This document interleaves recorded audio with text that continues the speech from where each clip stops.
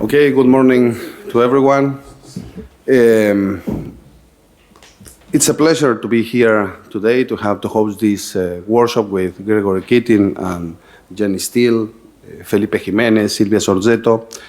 This is a workshop that is dedicated to Gregory Keating's latest book, which is Reasonable and Risk, Right and Responsibility in the Law of Torts, that was published less than 1.5 years back ago in Oxford University Press, and it's a workshop that culminates in a way a research that began more than 30 years ago.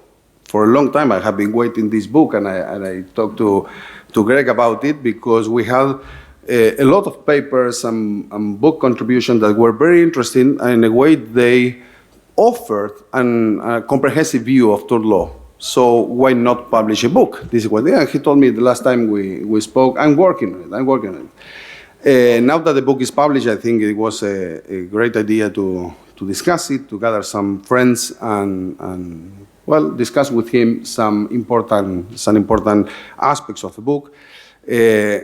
Keating offers an original view of tort law that is very critical to the economic analysis of law, but it doesn't embrace either the corrective justice theories. It's not completely deontological either, because he has a strong interest in elucidating how tort law contributes to distributive justice, or which are the distributive justice effects of tort law and private law in general.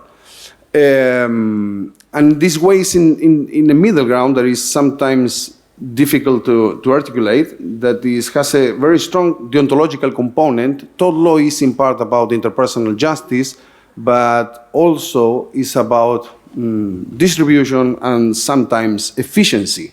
For example, in necessity cases, we're going to discuss about that later. And this makes it a pluralist theory of tort law, which are always, according to, from my point of view at least, very interesting and rich. As to the guest speakers, we have Jenny Steele. We have, as I already mentioned, I want her to be here and to visit us in Girona for a long time now. And this was a perfect opportunity because she has a very important background in subjects like risks. Her first book, I think it's the first book, Risk and Legal Theory, made a great impression on me when I was starting my PhD studies. And from almost 20 years ago, I have been reading her work. So I'm glad that she's here. And it's a perfect opportunity for her to be here to discuss this idea, reasonable and risk. Okay. The same happens with Silvia Sorzetto. She has published a lot in many subjects. She's a legal philosopher in general, with an economic background in economics, which is very rare in our environment, academic environment. And lately she has published some works on risk and the principle of precaution in tort law and environmental law. And Felipe Jimenez, I already presented him yesterday for his seminar. He works in the philosophy of private law. He's a legal theorist also, a legal philosopher, but he has been published in the last 5 or 6 years a lot of important work in the philosophy of private law. And the last speaker is me. I'm not going to present myself. I'm just here because I guess I'm a friend and organizer, so nothing to say about it. Okay, I don't want to spend more time. We're a little behind according to our schedule, so we will start with the first speaker, and Carolina Fernandez Blanco is going to coordinate to be the chairperson for this presentation. Thank you. Thank you, Diego, and welcome everybody. Thank you for being here. And we are going to start with Professor Jenny Steele from University of York, the Law School of University of York, and she will present her paper, Heterogeneity, Tort and Risks. You have around 30 minutes for your exposition. Then Professor Keating is going to answer in some way, and then we are going to open the floor to debate and questions. Thank you. That's wonderful. Is my microphone working? Is everyone okay? Maybe a little closer. Maybe a little closer. First things first. Is that no? It is. Okay, that's great.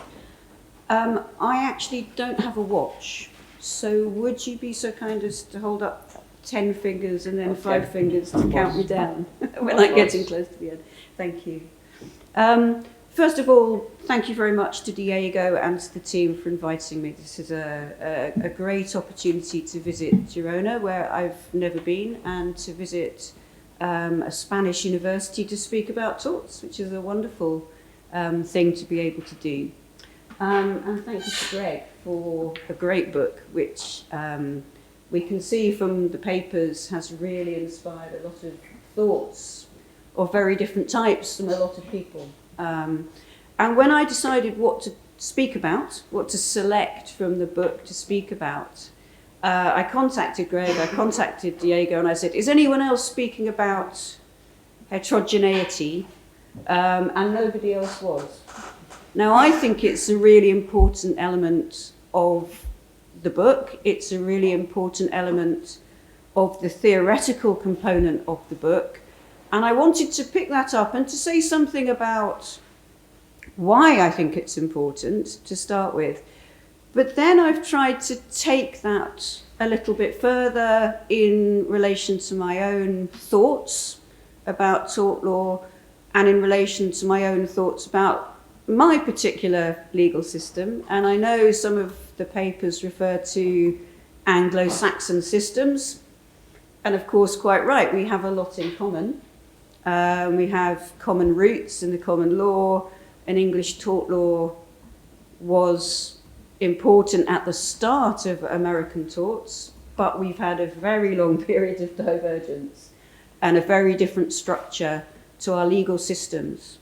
So there are big differences, but I think my message really is that the essential idea of heterogeneity and the two forms of responsibility primarily that are identified by Greg in the world of actions and the world of activities, that this is an incredibly rich idea that can also be developed. So that's what's really the core of what I'm trying to say, is that heterogeneity is important. We need our tort theory to embrace that diversity. Diego has already been saying a pluralistic approach. But the specific strands, in terms of those two worlds, I think we can develop even further beyond what Greg has been saying in the book. So that's the essence of what I'm trying to do. I now put on my glasses, can see my paper but not you. So the first part of the outline just revisits the fact that in reasonableness and risk, Greg sets out his stall against single value or single theory approaches. Obviously, that includes economic analysis of law in the form that it's usually found, but economics may be important in the operation of responsibility nevertheless. But equally, his approach is counter to other single theory approaches to tort law, and in particular, the sort of Toronto formalist approach where fault is the key idea that unites the law, at least in relation to negligence.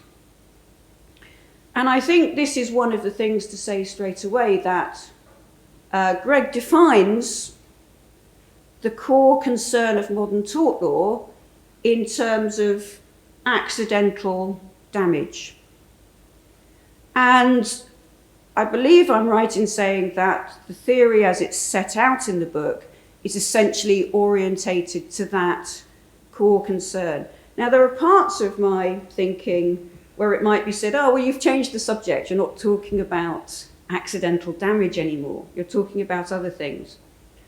And I suppose my answer there is, well, yes, but if we're trying to identify the core of modern tort law, we need to think about whether it's really still concerned with creation of damage or whether it's equally concerned about how parties and societies try to manage those risks of damage. So I've tried to, and I think we can understand that better by thinking about Greg's distinction between the world of actions and the world of activities. But that needs a different application if we start to think beyond the creation of risk into how we manage risks. Greg emphasizes this divergence, the world of actions and the world of activities. I think that's a really striking way of putting it, a very useful idea, and I'm going to refer back to that as I go. He also emphasizes quite rightly that any single theory approach to tort law really does risk imposing on the subject of their analysis rather than interpreting it.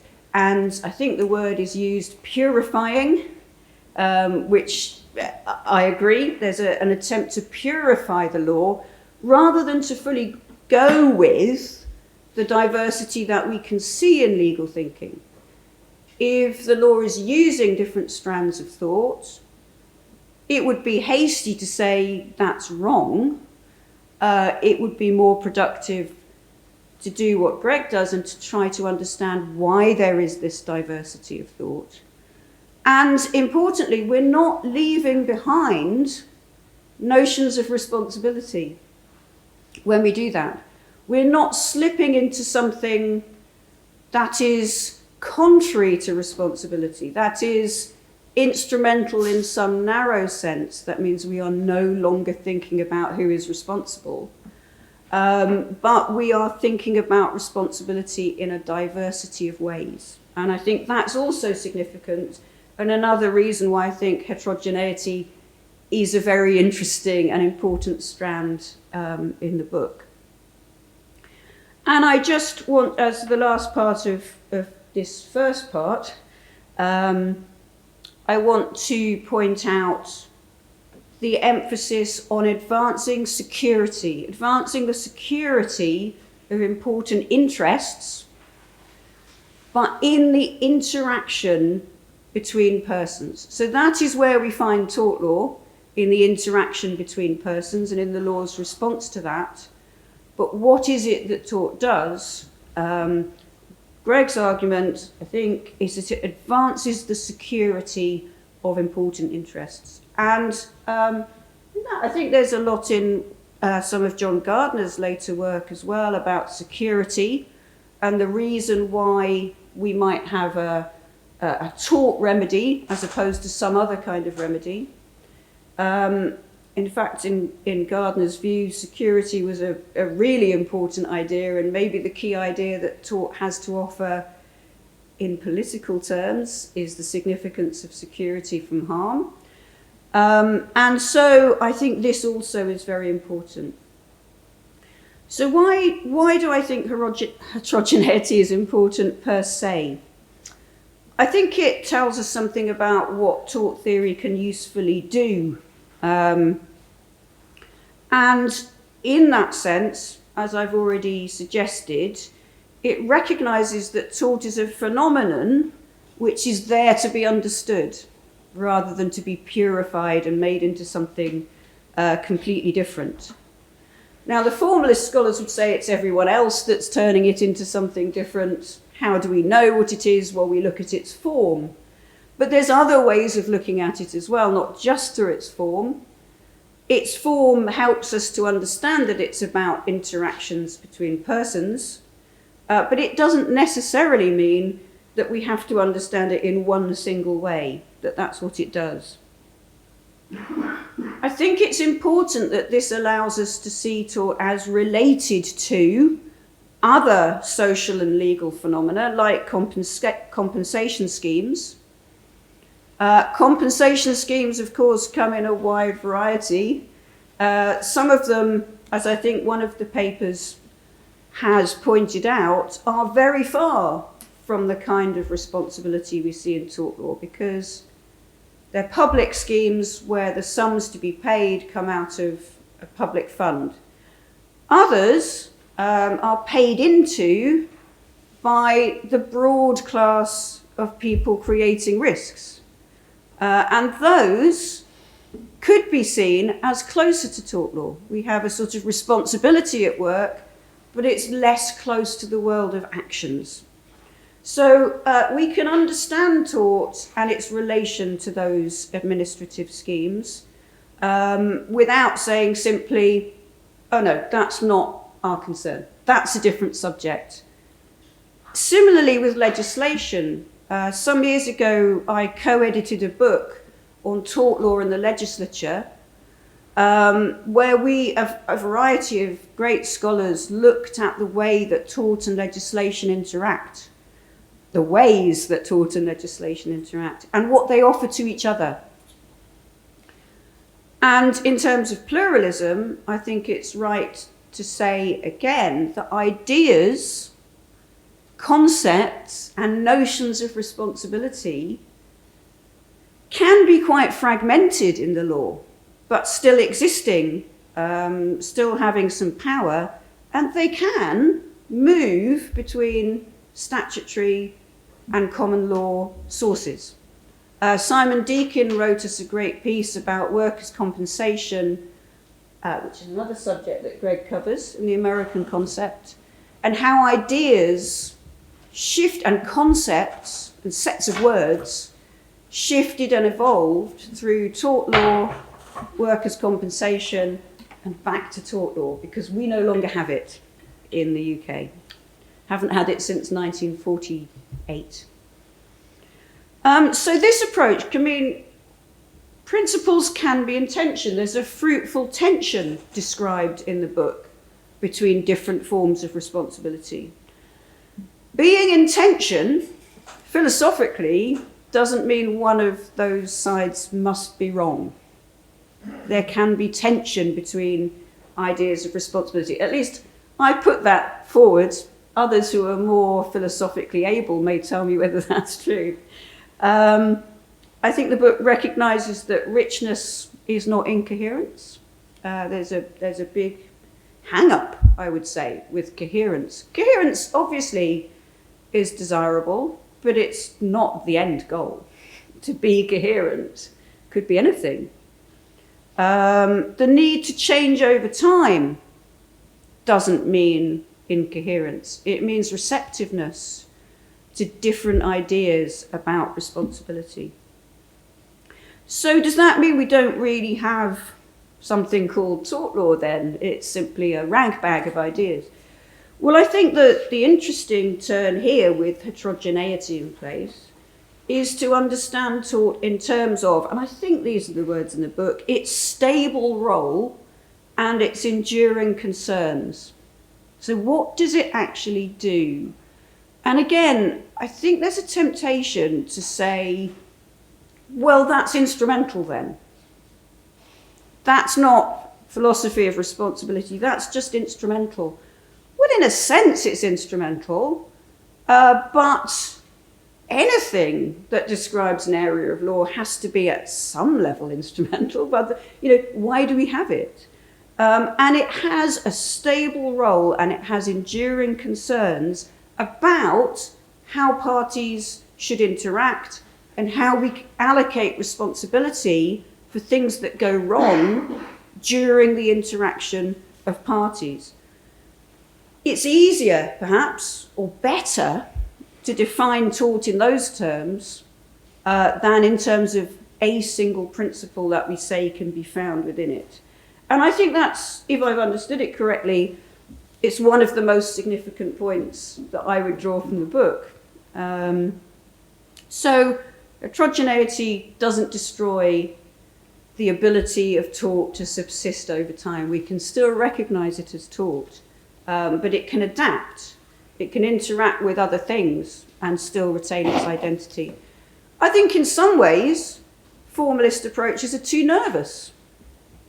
They're too nervous about tort being destroyed. And I know that there have been big tort reform movements which have maybe fed this nervousness. And I come from a jurisdiction where tort reform has been much more limited. It hasn't been a big assault on the tort system.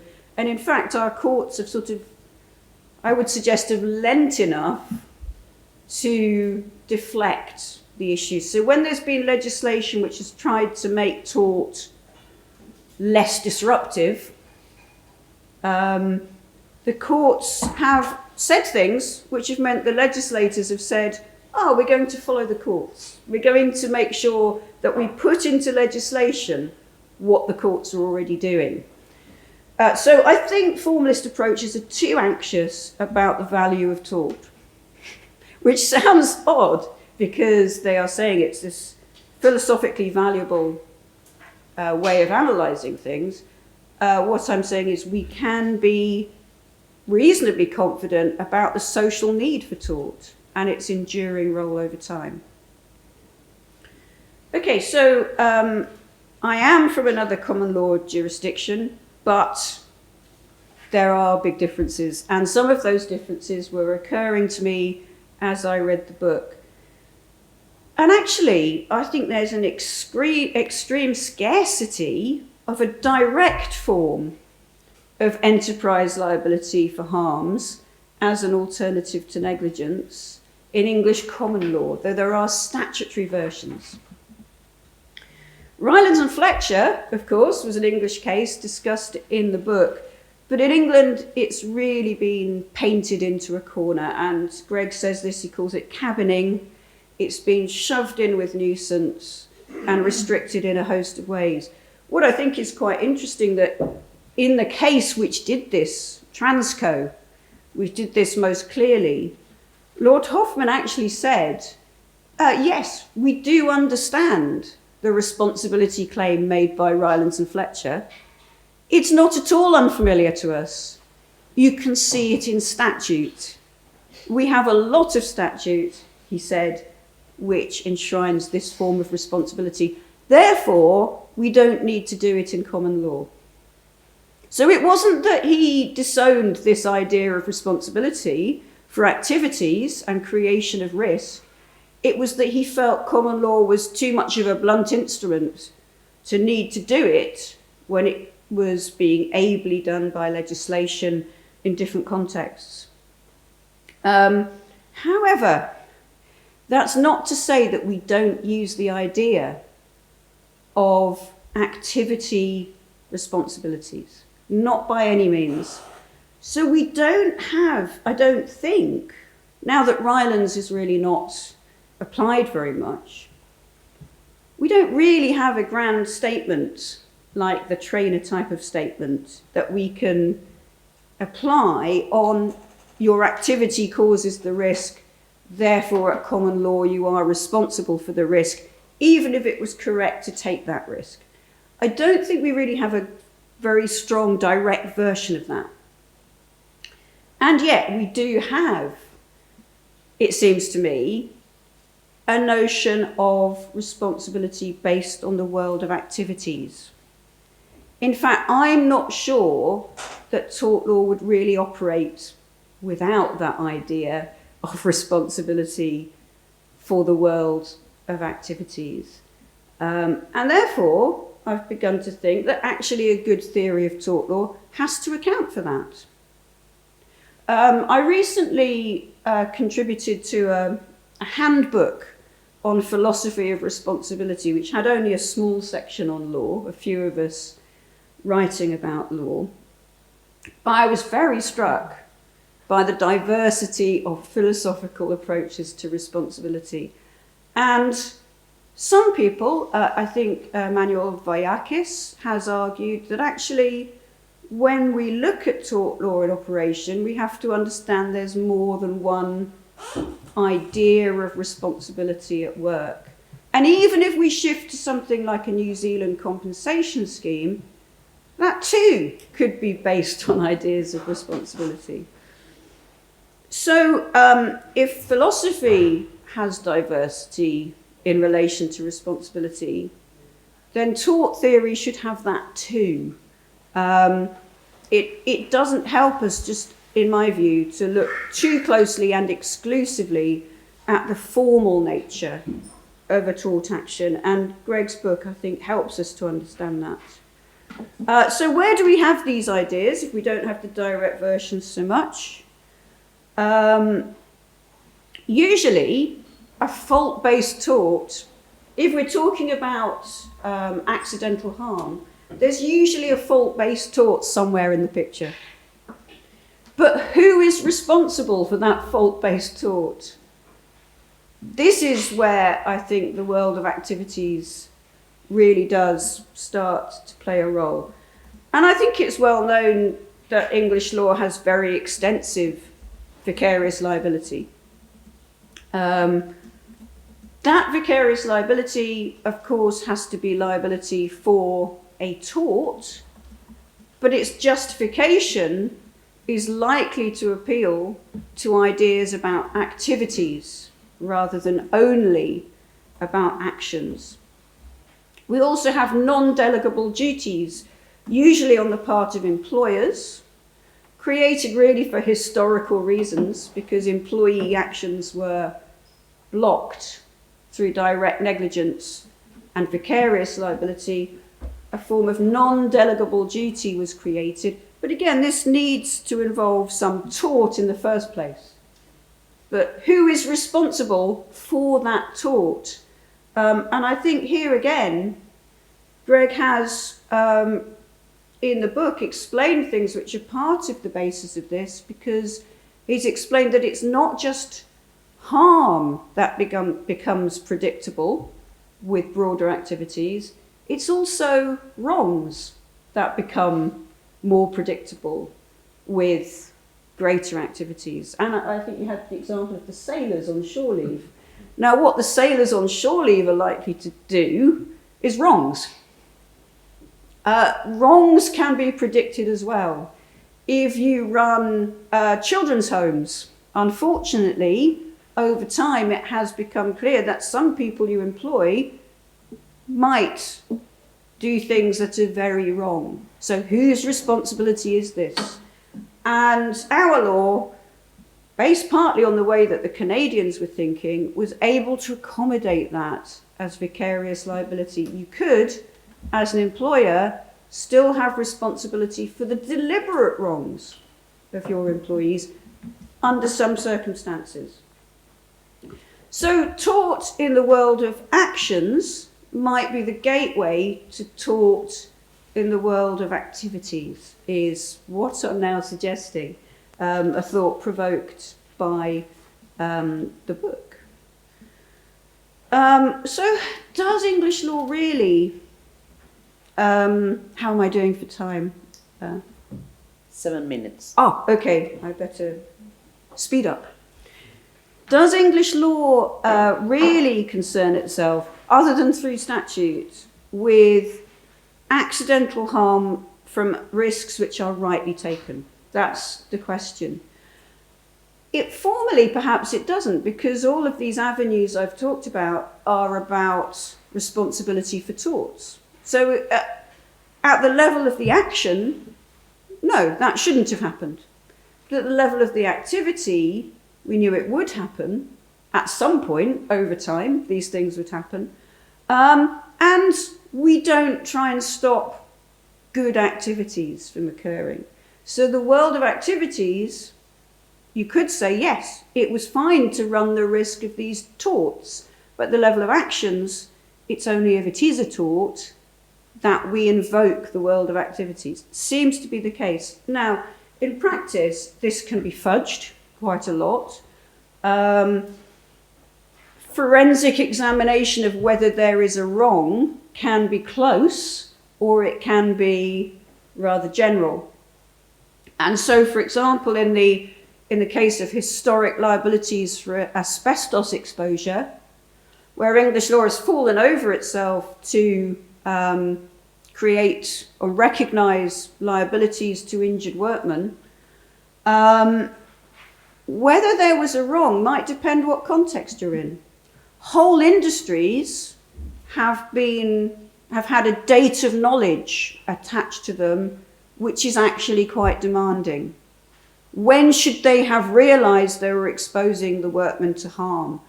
And it would have been when a scientific paper was published, which revealed the connection to this type of harm. On the other hand, more recent cases have been brought against schools and universities, and in those cases, a lot of them have been dismissed because, the university wouldn't have known that there was this danger. So how we understand the wrong and how closely or how demanding we are of people in relation to the wrong, even if we call it negligence, will help to determine, are we looking very closely at actions, or are we looking mostly at activities? So I think English law slips around between these two without really saying so. I'm going to mention the change in 2013 for liability in relation to breach of health and safety duties at work. So we had a lot of we still have them, health and safety duties of various degrees of strictness. Some have been described as absolute, others as strict. And breach of those duties for a long time gave rise to civil liability.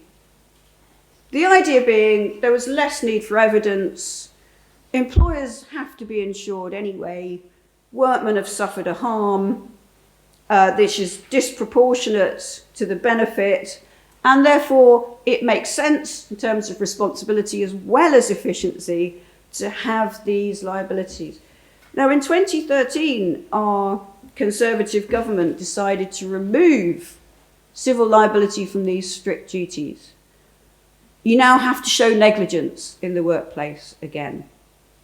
Why? Because it was too much interference with the activity which gave rise to the employment. There was really no justification for it because insurance premiums were getting smaller because accidents were reducing. It was working. But it was part of the political agenda to remove that fetter, imagined or not, on activities. So what's happened in the courts, the Supreme Court's ruled that a reasonable employer will conduct risk assessments and anticipate risks. And it's openly said, we derive this from all the duties you're under, that you have been under for all these years.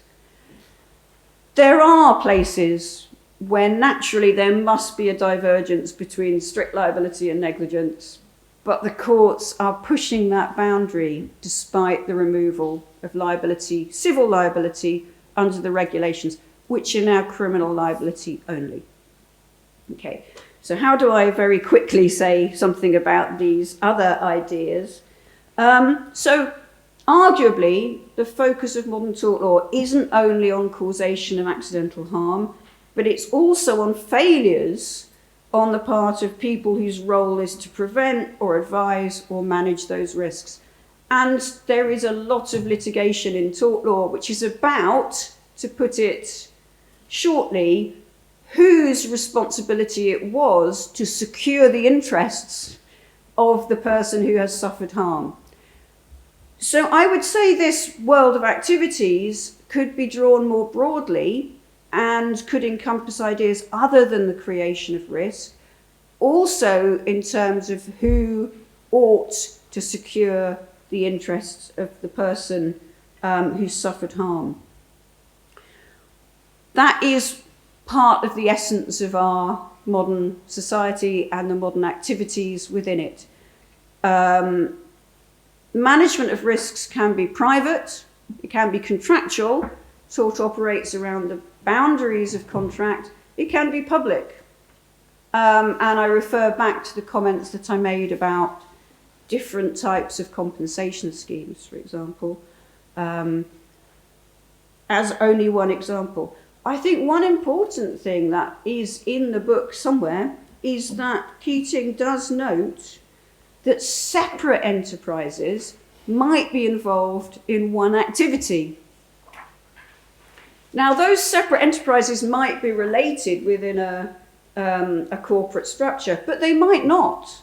They might actually have nothing directly to do with each other, but be cooperating for the purposes of a contractual activity. That's what contracting parties do. And I think about work that already exists on networks of contracts, for example. Can we actually apply the idea of the world of activities to multi-party ventures in which the question that often arises is, you know, something fairly normal might happen, like a workman on the ground does something wrong that leads to an explosion. Many people are involved in the enterprise that led to that explosion. The first step of vicarious liability might be easy enough, but once you have an insurer involved, they will, as a matter of course, be looking for other parties who maybe could also be drawn into the liability picture. And I have said that sometimes the presence of an insurer means more tort law, not less tort law, more tort law, as insurers try to argue responsibility ideas of an action type. This is what insurers do. We think of insurers in terms of activities, but insurers like to talk about actions because it's a way of deflecting some part of the responsibility. And I've said that even the continuation of joint and several liability in English law is actually a recognition of responsibility attaching to activities. We haven't, like many common law jurisdictions, have gone for proportionate liability rather than joint and several. They have been pressurized by lobbying by insurers. And English law, despite some pressure to do so, has maintained the line that we have joint and several liability. Dividing responsibility, unless it's contributory negligence, but I'll leave that to one side. Dividing responsibility is a matter for something beyond the party that suffers the harm.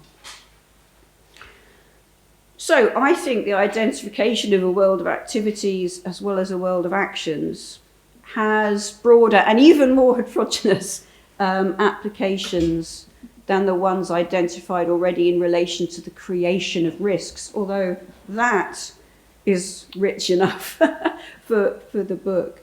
And I hope got time to say one more thing?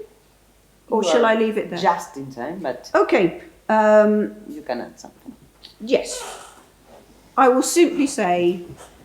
You can have some of my time. Change. No, I'll just say change in response to new developments. The fact that people are consulting on where to place the responsibility, the liability responsibility for the harm that will be done by autonomous vehicles, means that we are thinking in terms of these activities, multi-party interventions. Where do we place the responsibility is a live question. And that, I think, bears out your heterogeneity point. Okay, I'm sorry if I went over. I said I had no clocks. Perfect. Thank you very much. First, I want to thank Diego for organizing this. It's a real privilege. And Girona, in the United States, has a wonderful center of legal theory. So it's a delight to be here, even with a long flight from Los Angeles. And I would thank all the commentators for coming in and indulging me so much. And this was a wonderful comment. And I agree with pretty much everything. Let me see if I can elaborate and come back to the autonomous vehicles example. So one of the things which I think maybe gets short shrift, I've written some about it elsewhere, but I think you've written much more about it, is you can take enterprise liability ideas and infuse them in negligence. And when I'm sort of setting up the ideal types in the book, I want to connect enterprise liability with strict liability in its sort of purest incarnation. If you let the common law or the idea work itself pure, it gets strict. But tons of it, and maybe because in the United States the sort of rise of strict liability is deflected about 35 years ago by the tort reform movement, it's come back in a sublimated form inside negligence. And it very much is a kind of liability of a world of activities, and it's evidence about plastic tort laws and about plastic negligence laws. And I think you're completely right to pick autonomous vehicles as the next place we're going to see this. And either rationally or because I needed the stimulus, I promised somebody I would write on autonomous vehicles, and I just got around last week thinking, what am I going to say? But it also happened last week that there was stuff in the papers that Waymo, the AV company, I guess, has now licensed to start sending autonomous taxis around Los Angeles. I have no idea. Are they on the streets in Spain or? And so they're like kind of a live science fiction phenomenon.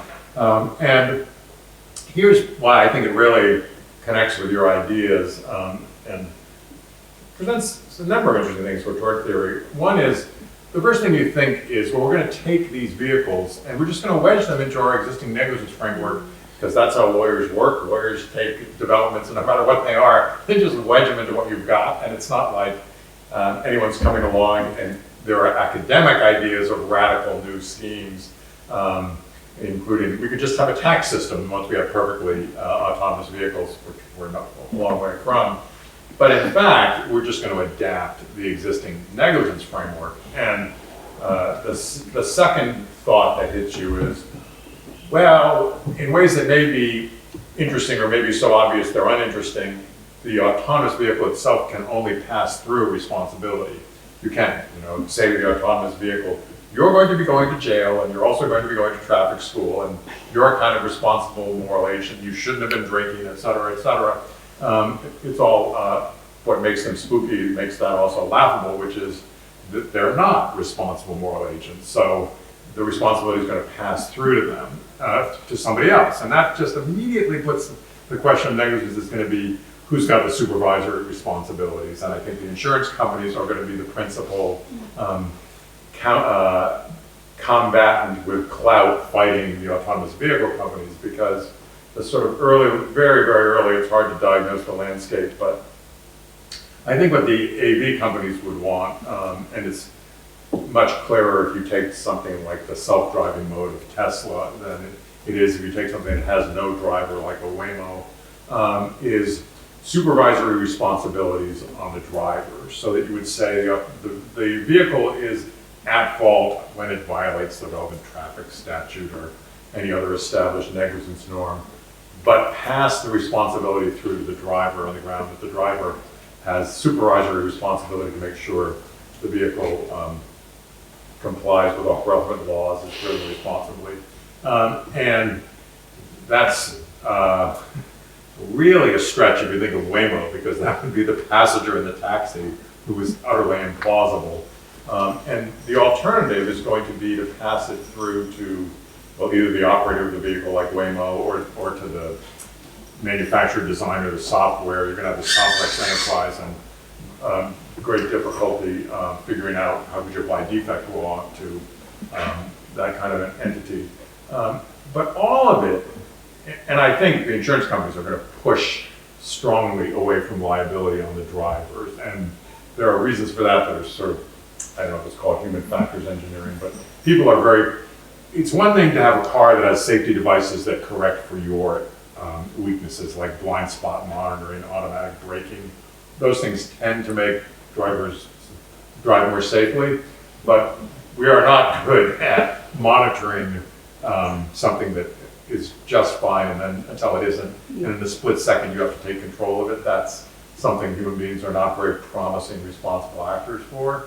So the insurance companies will not want the kinds of liability that are landing on insurance companies under a scheme where there are supervisory responsibilities fundamentally on the drivers of the cars, and they will push for a default rule of liability, define the enterprise in some way and let it sort it out internally. And that would be a more rational way probably to go in the long run, but whatever it is it's going to be a hybrid regime of taking negligence rules and using them to structure a form of activity liability with various institutions, and it's going to make a lot of supervisory responsibilities. And those supervisory responsibilities have an independent significance as your discussion of vicarious liabilities and non-delegable duties. And they are, I would imagine this is also true in England and the continent, but they're very fraught in the United States, which you might think is the residue of the Me Too movement, bringing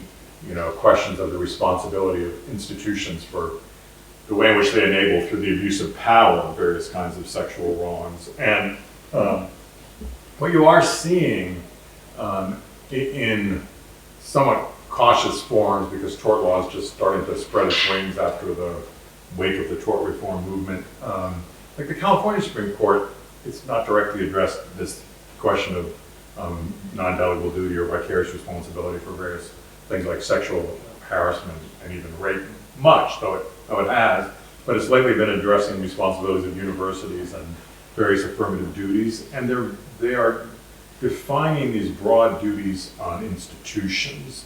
And, so for one decision, UCLA, the public school in Los Angeles, the public university, had a case where one student attacked another student in a chem lab, and the student who attacked had a history with the university of needing mental health treatment. And the California Supreme Court said, yeah, you've got a kind of duty there. And when you think about that duty, it's a significant thing in tort law, because particularly if you come out of a tort theory tradition where conduct-based wrongs have been given a great deal of prominence by the corrective justice theorists and also by the civil recourse theorists who like to emphasize duty, partly to emphasize that tort is about responsibility, not an instrumentalist thing. Well, here what you see with duty is a very broad notion of responsibility. You can certainly find in philosophical literature, I think like Hart's lovely short essay on responsibility sort of defines responsibility as just being accountable for what happens in some zone that's assigned to you. And that's what's really being imposed on universities in the decision involving UCLA. It's imposed on another one that does involve abuse of athletes participating in Taekwondo on the USA Taekwondo Association. Says it doesn't reach the Olympic Association, which sponsors the Taekwondo Association, but does reach the Taekwondo Association, which sponsors the coaches or license the coaches. And that's very, very important development, because it's exactly the development you're describing of supervisory duties. And it's a very significant development for tort theory, because it is the articulation of negligence in kind of, in my terms, enterprise liability ways. But it's also the articulation of duty in extremely broad ways, so that a duty is a kind of responsibility for a domain that might be cashed out in all kinds of diverse precautions. It's not going to be just one precaution, but it's going to be a variety of steps. And ultimately, it's going to interact with actors who are often outside the institution. Like you license the coaches, you don't actually supervise them. And that, I think, is all the kind of negligence law asserting a response to the world of activities. And very important, and in many ways reasonably encouraging too, I think, like a tribute to the plasticity of negligence law. But it also does, in an important way, and since I guess I come out rather strongly against the formalism of tort theory, I might as well do it again here. It does underscore why you get an unnecessary rigidity in tort theory when you push too far in the Canadian direction, because you don't want to define duty in advance as just tied to conduct-based wrongs. That would tie you in knots when you have to confront a circumstance like, how do we think about the responsibility of an institution for various activities it sponsors, or various activities where it sets the stage and other actors operate on that stage. It's not the right notion, and we have available very rich notions in law and philosophy that we can use. Thank you very much. That was very charitable and very helpful. Thank you to both of you. And Yeah.